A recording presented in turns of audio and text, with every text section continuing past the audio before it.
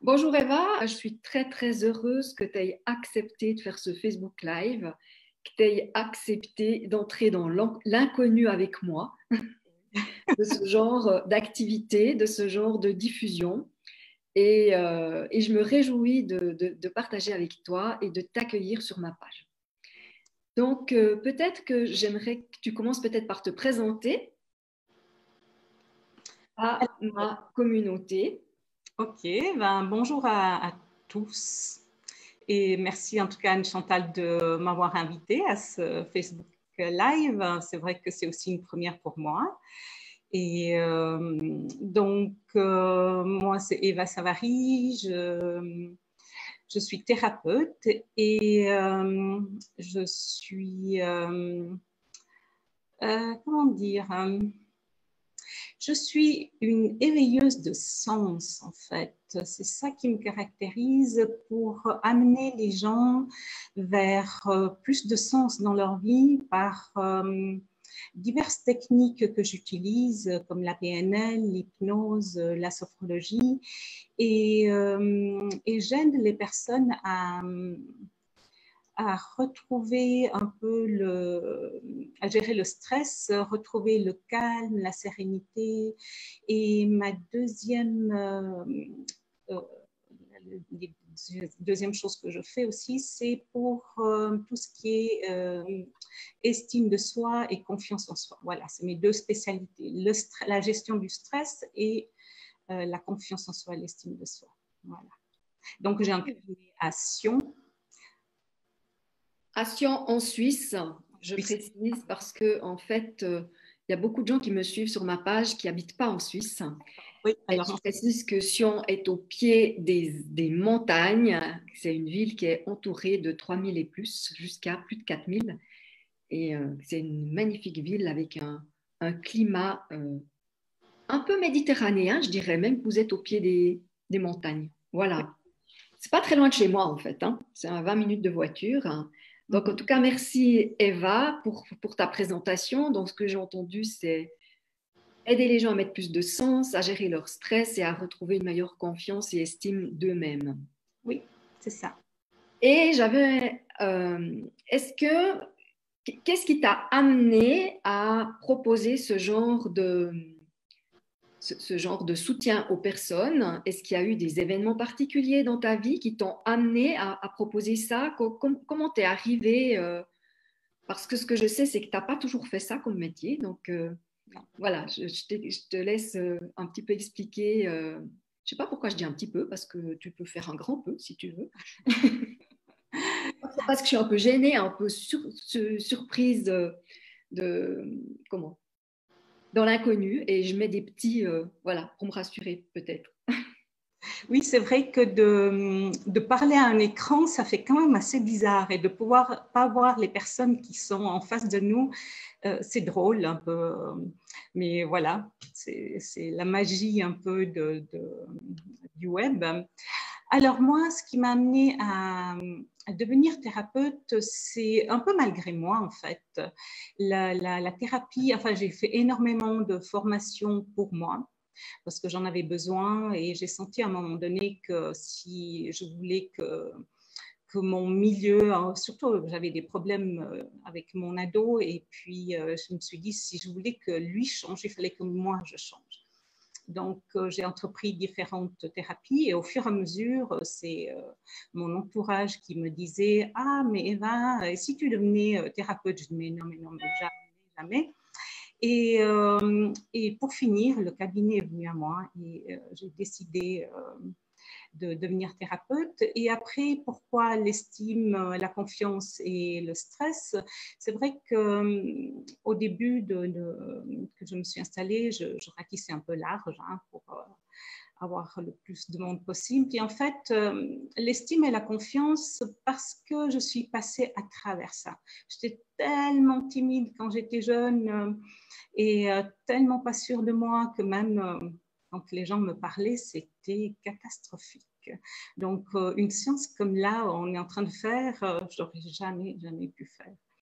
Et pourquoi le stress? Parce que j'ai aussi souffert de stress, évidemment, avec la timidité, le manque de confiance.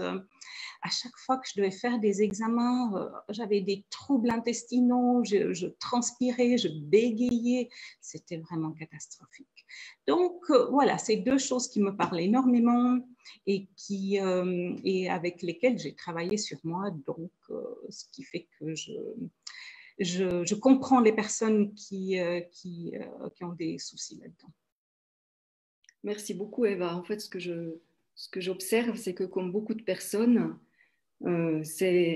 tu offres ton expérience au-delà des techniques de ce que tu as appris, que tu as utilisé pour toi-même. Eh bien, maintenant, tu en as fait quelque chose euh, qui est porteur parce que c'est vraiment du vécu, tu l'as senti dans tes cellules, dans ton corps.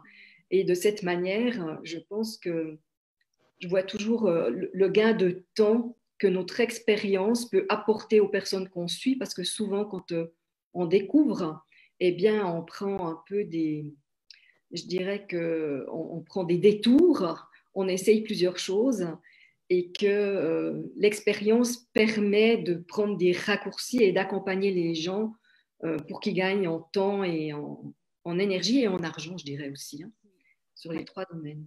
Merci, merci beaucoup pour ce partage riche. Et puis, donc, si je t'ai demandé de venir, c'est que je me rends compte en lisant des posts sur Facebook, en discutant avec certaines personnes, que ce soit de mon entourage ou que je rencontre par hasard en course, en respectant la distance physique, pas sociale, parce que je trouve qu'il ne faut pas mélanger, ce n'est pas tout à fait la même chose. La distance sociale fait qu'on va plus causer, la distance physique fait qu'on peut continuer de se causer, même à 2 ou 3 mètres de distance.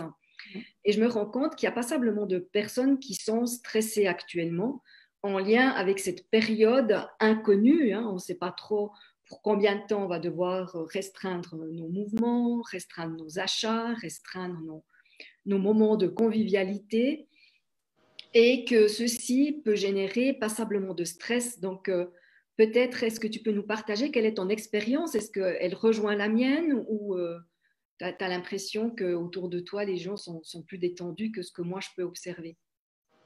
Écoute, non, je crois que les gens sont quand même énormément stressés. C'est vrai que juste avant le confinement, j'étais sur Paris et je sentais quand même beaucoup le stress. Déjà, Paris était quasi vide, pourtant ça fait deux semaines en arrière. Et chaque personne que j'entends vit le stress différemment, hein, mais chacun a une appréhension déjà par le fait que pas mal de personnes n'ont plus de travail, hein, donc et le niveau financier, les doutes à ce niveau-là, c'est quand même angoissant. Hein. On ne sait pas si on arrive, ça fait partie des besoins primordiaux, hein, des besoins de base, de se nourrir, de pouvoir payer notre maison, notre appartement, tout ça. Donc, quand le stress vient des besoins primordiaux, c'est normal qu'on en ait à quelque part. Ça fait appel un peu à notre cerveau limbique et d'aller chercher de quoi se nourrir. D'ailleurs, c'est ce qui arrive. Hein, il y a beaucoup de personnes font des réserves énormes avec cette peur-là. Donc, Oui. je crois que oui, c'est un peu, voilà, c'est notre cerveau rectilien qui réagit parfois en inadéquation avec la réalité, puisque quand même chez nous, les magasins sont encore ouverts.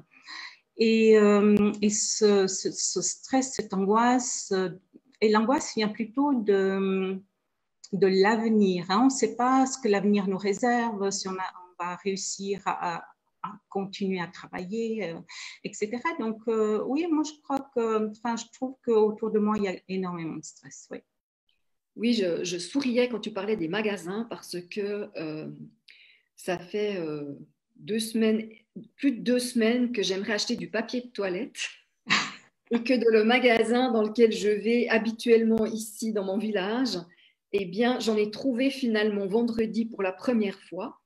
Et il n'y avait que quelques rouleaux, mais quand je dis quelques paquets de 6 rouleaux, c'était 4, 5, pas plus. Et en plus, c'était du papier de toilette parfumé, qui n'est pas forcément le choix que je fais habituellement. Mais enfin bon, comme on entamait le dernier rouleau, eh bien, j'en ai pris, mais et pendant la semaine, mon mari voulait acheter des pâtes et il m'a dit, bah, tu sais, au niveau choix des pâtes, il n'y a pas grand-chose, hein, j'ai pris ce qu'il y avait. Donc effectivement, je vois à quel point notre esprit, parce que finalement c'est notre esprit, puisque notre réalité, juste là maintenant, on n'est pas du tout en manque, peut nous créer des histoires qui amènent du stress. Oui, c'est ça. Ouais. Et à quel point aussi ça nous demande de la vigilance pour ne pas être réactif et rester proactif. Et c'est dans cette idée-là que j'avais envie que tu nous partages peut-être quelques, je ne sais pas si ça sera des exercices, si ça sera des réflexions, si ça sera une manière de revenir à soi et de se calmer pour faire chuter ce stress qui, c'était un ami qui parlait, qui disait, mais souvent on voit des lions dans la pièce et en fait il n'y en a pas. Et c'est ça pour changer le lion, peut-être un joli petit minou tout doux. Voilà l'image qui me vient. Si jamais, avant qu'on poursuive, je dis aux personnes qui nous suivent sur Facebook, vous pouvez, alors c'est la première fois que je fais cet exercice, mais je vous ai mis, donc si vous avez des questions, si vous voulez commenter, c'est le bienvenu parce que j'arriverai à lire vos commentaires, à rebondir et à poser vos questions à Eva si jamais vous en avez. Voilà, donc Eva, si on vient dans le cœur du sujet, même si on y est déjà, mais on a un petit peu tourné autour là, qu'est-ce que tu peux nous proposer pour, pour faire face au stress, pour mieux gérer ce stress, mieux gérer cet inconnu et ces doutes. Tu parlais aussi des doutes au niveau finance. C'est vrai que hier soir, nous faisions les paiements et c'était un mois où il y avait beaucoup de choses. Il y avait les plaques de la voiture, il y avait le début des impôts qui recommençait. Enfin, il y en avait passablement de choses. Et on a dû aller chercher sur nos économies, puisque et mon mari et moi, on est indépendants et on n'a pas de revenus qui rentrent. Et ça m'a fait quand même un petit truc là à l'estomac en me disant, oh non, bah, j'espère que ça ne durera pas trop longtemps. Et après, voilà, après, avec la tête, je peux calmer les choses en me disant, mais ok, des économies, on en a, on peut y faire face pendant quelques mois. Donc voilà, mais c'est vrai que si on n'a pas d'argent devant nous, ça peut vite devenir très stressant, même si je vois qu'il y a plein d'aides qui sont en train de se mettre en place, mais jusqu'à que ça arrive dans notre porte-monnaie, ça peut prendre du temps. Voilà, donc quel exercice, quelle réflexion tu peux nous apporter pour nous aider à... Moi, j'avais l'envie de dire, comme tu le dis très bien, c'est de ne pas se laisser happer par l'inconnu, hein, l'avenir, et dire, OK, reviens ici, hein, dire au mental, reviens ici, et ici, là, maintenant. Et maintenant, c'est qu'est-ce que je peux faire au jour le jour. Quand on est un peu dans l'angoisse comme ça, c'est qu'on va trop dans 6 mois, une année, et on va s'inquiéter, pas pour rien, hein, parce que l'inquiétude est là.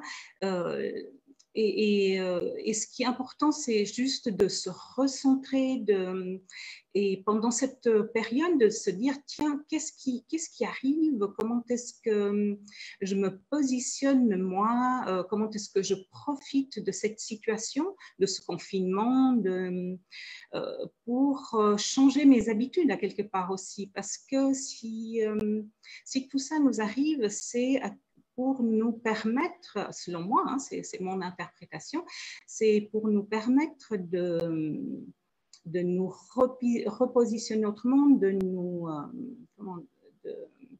de changer nos habitudes face à nous-mêmes déjà, en commençant par soi. Tiens, est-ce que je m'occupe assez de moi? Est-ce que je prends du temps pour moi, hein? On commence toujours par soi. Ensuite, tiens, avec ma famille, comment est-ce que je leur accorde assez de temps? Je suis tout le temps en stress. Comment je me comporte avec mon environnement? Donc moi, c'est des questions qui m'interpellent beaucoup. Et je me dis, ça serait aussi le moment de se poser toutes ces questions. C'est de choisir un peu d'être dans la vie au lieu d'être dans la survie. Hein. C'est vraiment, voilà, je vis maintenant, au lieu de dire, ah mon Dieu, je suis en survie et là, je n'arrive plus à respirer, donc je suis dans le stress. Et si je vivais au jour le jour, et si je prenais chaque moment de ma journée comme quelque chose d'exceptionnel. Voilà, c'est l'idée qui me Alors, vient. merci beaucoup. Donc, ce que j'entends, c'est en tout cas, tu nous invites à aller observer nos pensées. Hein. C'est comme si tu nous invitais à nous déconnecter et devenir un observateur à l'extérieur de nous-mêmes. Et je vais me faire un peu l'avocat du diable, mais il y a des personnes qui n'arrivent pas à faire ça. Donc, qu'est-ce que ces personnes qui ont de la peine, qui sont prises dans comme le hamster dans sa roue, là, où ça tourne, ça tourne, ça tourne, ça tourne, comment, pour les personnes qui ont le plus de difficultés à s'arrêter, qu'est-ce que tu pourrais leur donner comme truc, pour aider à stopper justement cette roue qui tourne? Eh bien, simplement, c'est comme un peu si j'étais dans ma voiture et puis que je lâche le volant et je dis à la voiture, mais non, va à gauche, va à droite. Et la voiture, elle va tout droit. Peut-être qu'on est en pente et je lâche la voiture, elle descend, puis moi, je ne tiens pas le volant et je me dis, oh, mais mon Dieu, je vais m'écraser. Ben oui, on va s'écraser automatiquement. Donc, on a le choix de prendre le volant. Et donc, avec notre mental, on a le choix de dire, eh oh là-haut, stop, c'est pas à ça que j'ai envie de penser là maintenant. Est-ce que c'est urgent de penser à dans 6 mois? Non, c'est pas urgent. Maintenant, c'est là, c'est aujourd'hui, maintenant que je pense. Donc, dire à son mental, stop, on a ce choix-là. Notre mental n'est pas le maître et pas notre maître à quelque part. Nous sommes le maître à bord. Donc, si je suis maître à bord, je peux dire à mes pensées de stopper. Et comment est-ce que je peux stopper? C'est soit dire carrément stop là-haut, j'ai pas l'envie de penser à ça maintenant, et mettre une autre pensée plus sympa, je dirais, ou bien porter le regard sur autre chose. Par exemple, je ne sais pas si je suis en train de penser à mes paiements parce que oh là là, j'arrive pas à payer, dans 2 mois, je ne sais pas si je vais pouvoir payer mon loyer, etc. Et puis, on a plein d'enfants autour de nous, et puis les enfants peut-être nous agacent parce que nous, on est dans cette angoisse-là.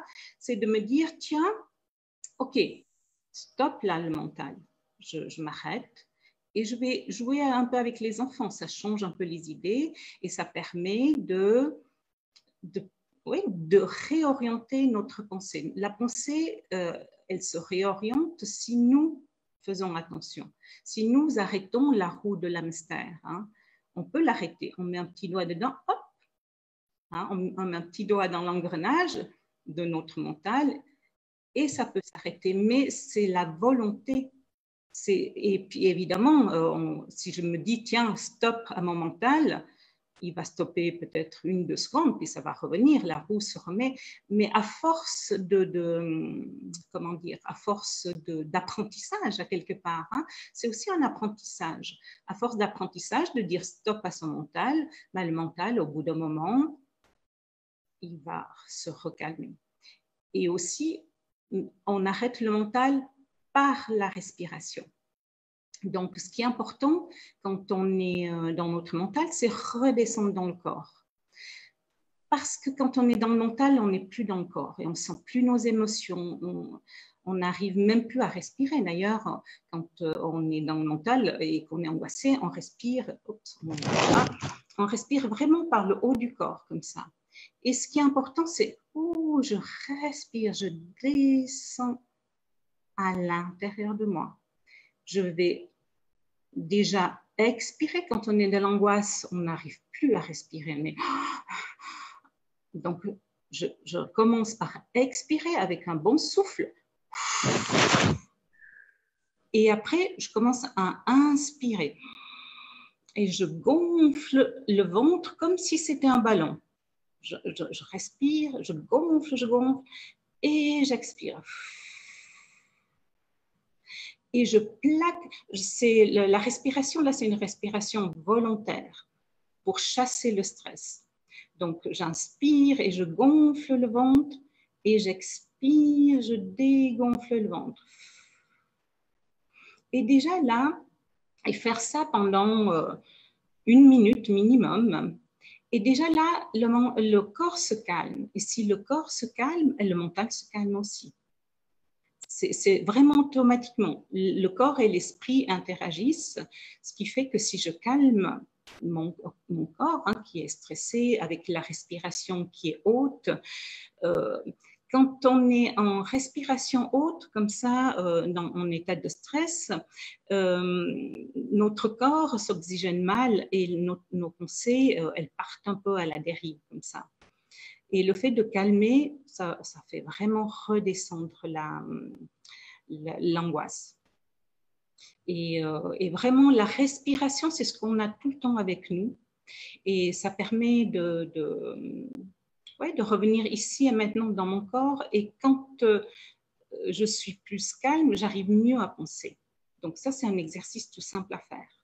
D'accord. Donc, si je résume ce que tu viens de dire, c'est de réaliser qu'on est en train d'être dans la roue du hamster et c'est de décider, parce que finalement, c'est un choix et une décision, de stopper cela. Et pour nous aider à stopper, on peut faire quelques profondes respirations. Tu disais d'expirer D'abord, avant, commencer par expirer et après faire quelques profondes respirations. Et ainsi, ça nous permet de calmer notre esprit puisque ça calme notre corps. Et quand le corps est calme, l'esprit se calme aussi.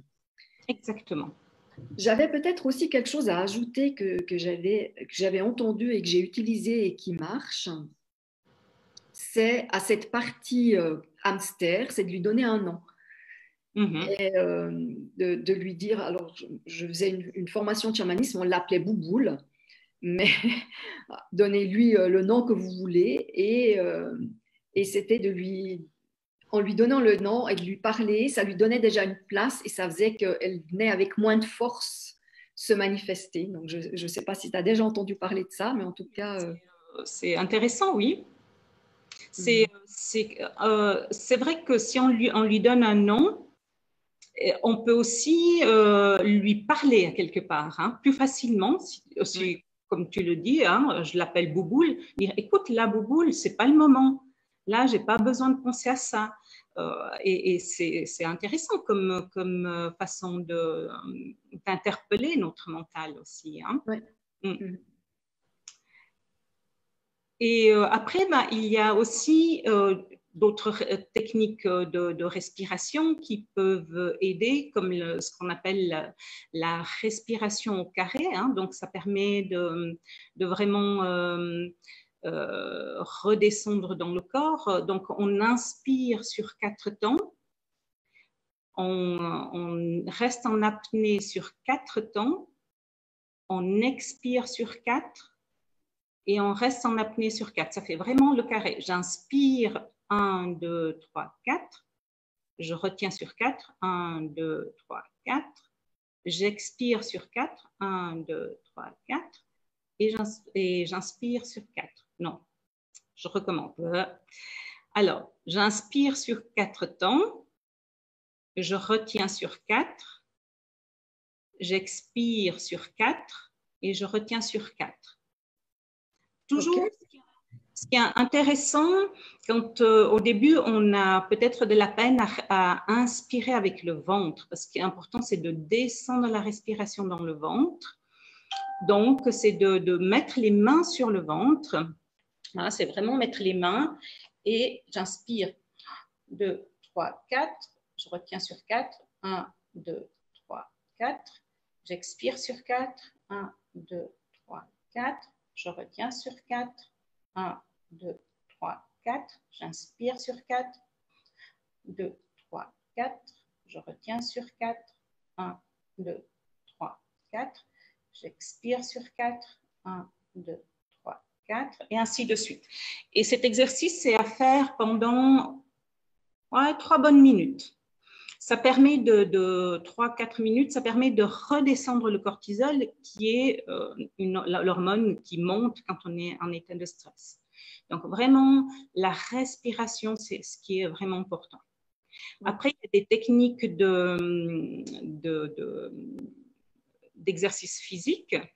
Et un exercice, je ne sais pas si j'arriverai à le faire, c'est prendre une musique qui est hyper dynamisante, style, je ne sais pas, quelque chose qui vous dynamise, enfin qui est très entraînant comme ça. Et genre rock ou variété, mais un peu punchy comme ça? Moi, je prends une, c'est... j'ai un blanc là. Et de sauter sur place, je ne sais pas si j'arrive à le faire. Et hop, hop. Et on saute sur place, et puis comme ça, c'est vraiment dans tous les sens. Hein, on saute pendant quelques secondes. Et c'est à faire aussi avec les enfants parce que c'est marrant. Et en mettant de la musique comme ça, on saute dans tous les sens, ça permet d'évacuer le stress. Ça, c'est génial, ça évacue le stress, puis en même temps, on sent des picotements dans tout le corps, un peu comme si l'énergie recircule.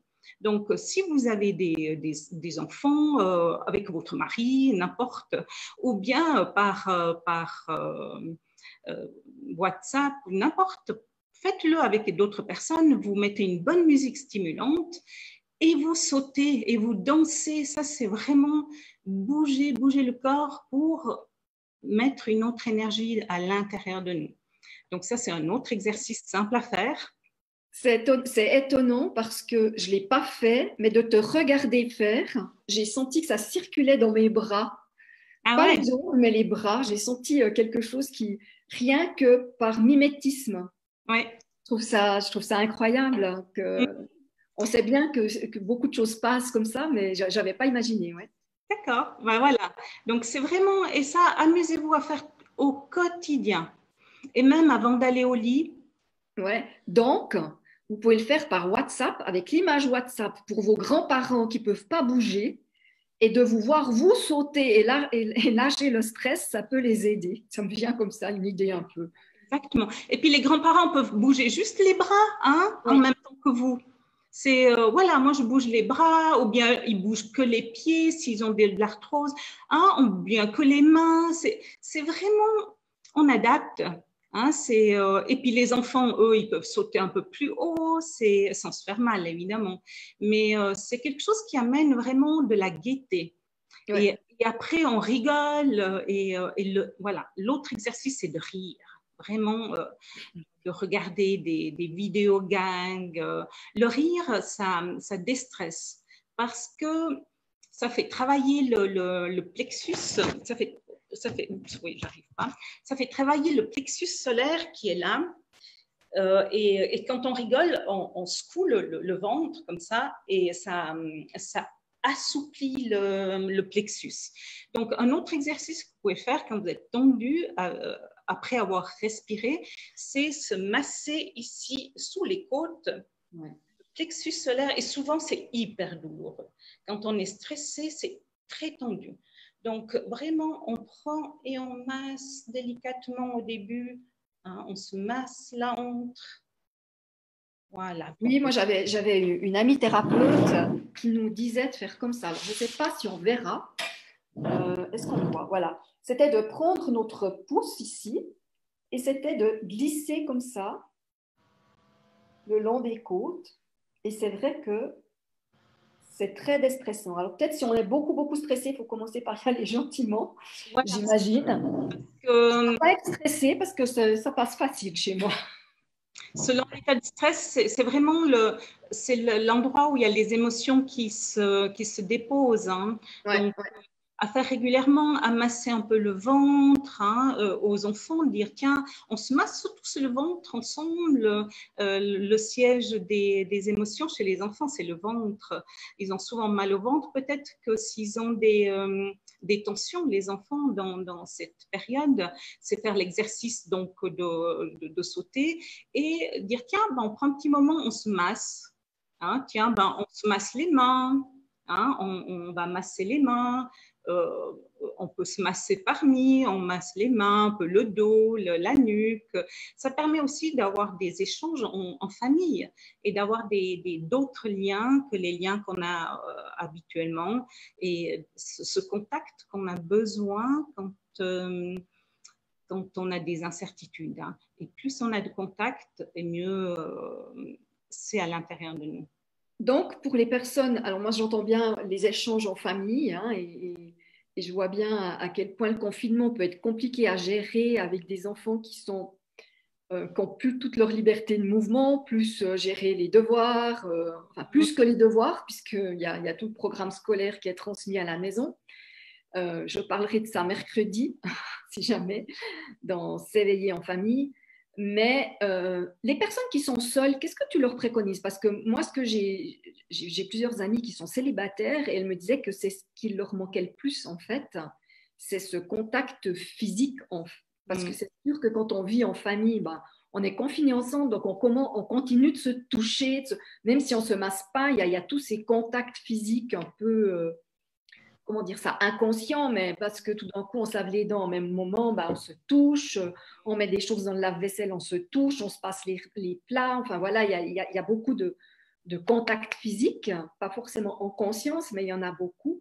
Et les personnes qui vivent seules, qu'est-ce que tu pourrais leur préconiser? Eh bien, ça serait le moment de prendre juste contact avec elles-mêmes. Et ça, c'est quelque chose qu'on ne fait jamais. On prend contact, comme tu dis, tout le temps avec l'autre. Et avec soi, jamais. On ne se touche, enfin, à part la douche, se laver les cheveux, se crémer, mais on fait tellement ça sans conscience. Et si je prenais du temps de prendre contact avec moi, juste moi. Et si je me prenais dans les bras et je me fais un grand câlin comme ça, hein, se donner de l'amour, ça nourrit encore plus que l'amour des autres. On s'en rend pas compte. Donc, juste dire, tiens, bah, je me fais un petit massage, je ferme les yeux, je mets une musique toute douce et je prends contact avec moi. Je me masse le visage, peut-être je me fais des petits massages des cheveux. Quand je me crème le matin, eh bien, je prends le temps de me crémer, puisque j'ai le temps et je suis toute seule. Dire, tiens, je me fais... Et je me crème en conscience en me disant, tiens, ben, voilà, ça c'est mon bras droit, je suis en train de crémer mon bras droit, voilà. Et peut-être que ça va apporter vraiment quelque chose d'autre, de prendre conscience de soi. Et le jour où on sera avec les autres, ben, notre perception de nous aura changé. Oui, ça j'imagine. Je pense que, que ça peut être une bonne, un beau bénéfice de toutes ces restrictions qu'on vit. Je ne vais pas parler de confinement, puisqu'en Suisse, on n'est pas confiné, mais on est quand même bien restreint dans nos mouvements de par le fait qu'il n'y a rien qui est ouvert et puis qu'on nous demande quand même de rester à 2 mètres de toute personne. Quand tu parlais de massage, moi, j'aime beaucoup rien que les mains, juste sans...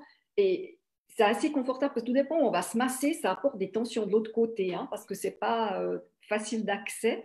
Et je trouvais que rien que les mains, de me caresser les mains en douceur. Sentir ses mains, c'est pas jouissif, mais nos mains nous aident dans tellement de choses qu'on les oublie.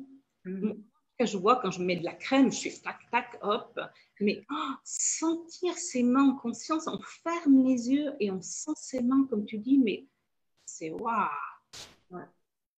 Ouais, j'ai bien aimé ton exemple du visage aussi, d'y aller en douceur plutôt que juste se crémer, puis vite se maquiller. Puis, Voilà, c'est quand on est seul, c'est comment est-ce que je prends soin de moi, mais en conscience avec tout ce que je fais. Et je pense que s'il y a quelques jours, quelques semaines, à prendre conscience de son corps, on ressort de là en étant riche de soi. Et ça, c'est important. J'aime beaucoup ton expression riche de soi. Si, je ne sais pas si tu as encore autre chose à partager au niveau exercice ou comment tu… Alors oui, j'avais un autre exercice. Message. Un autre exercice, c'est quand on est stressé, c'est ce qu'on appelle, je vais tourner encore, désolée de faire tourner. Mais ça va, ça fait du mouvement, ça fait du bien, moi je trouve.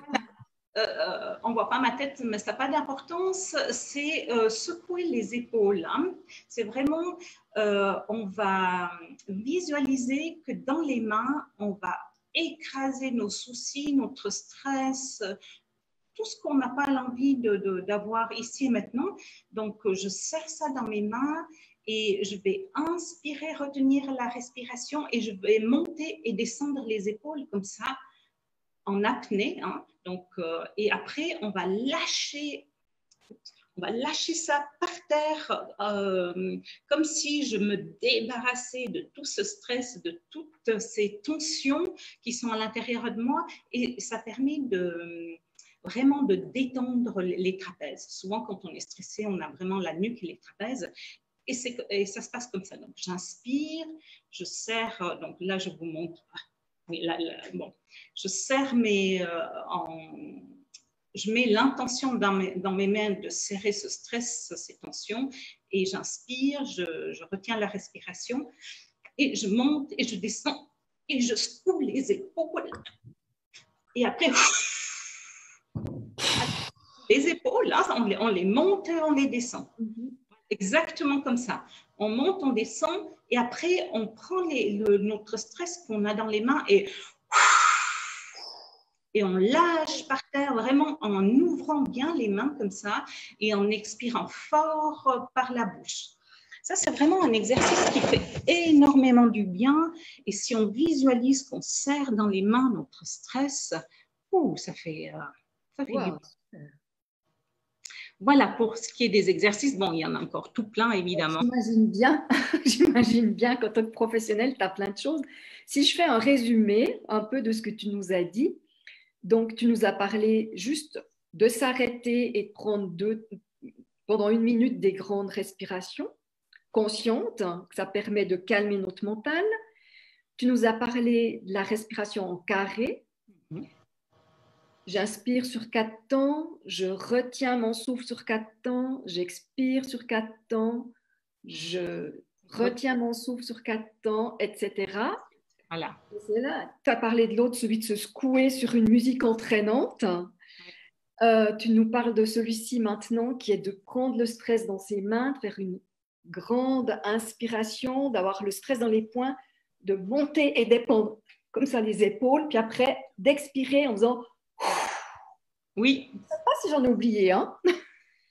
Je ne sais pas, je ne me souviens pas de tout ce que j'ai dit. D'accord.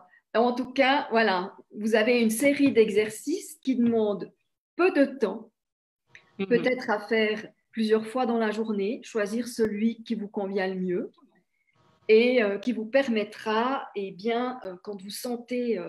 peut-être qu'une chose que j'ai oublié de dire, c'est que la première chose, c'est de s'observer et de prendre conscience qu'on est en train de mouliner dans le vide sur un avenir hypothétique, qu'on ne sait même pas s'il arrivera ou s'il n'arrivera pas. Donc, c'est peut-être la première chose à faire. Et c'est ça qu'après qui va nous amener à être capable de faire des exercices, c'est si on se rend compte qu'on est là-dedans. Oui. Et aussi pour le mental, ce qui est peut-être intéressant, c'est surtout quand on a des enfants, c'est se dire à la fin de la journée, de prendre un moment à table et de dire, tiens, qu'est-ce qui s'est passé de bien pour toi aujourd'hui ? Qu'est-ce que tu as trouvé rigolo ? Qu'est-ce que tu as aimé ? Et de finir la journée un peu dans le positif. Ça, c'est aussi important.